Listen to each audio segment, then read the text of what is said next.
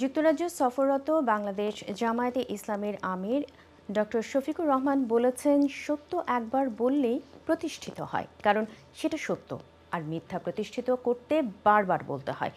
Awami League আত্মস্বীকৃত fascist, এটা প্রতিষ্ঠিত সত্য।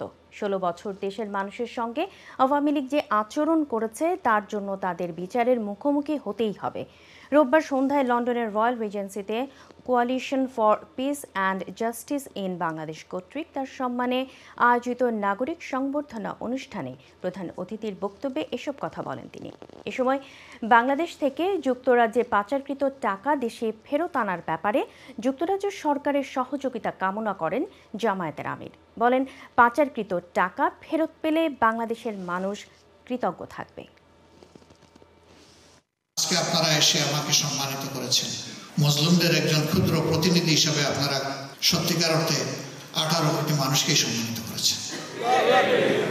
আমরা বলেছি, যাদেরকে আমরা রিমিটেন্স যোদ্ধা বলি, শুধু রিমিটেন্স যোদ্ধা না, এবার সমানতালে তারা বিদেশে থেকে এই মুক্তির জন্য, এই স্বাধীনতার জন্য তারাও যুদ্ধ করেছে। একটু দৃশ্যমান কিছু তাদের জন্য দেখতে চাই।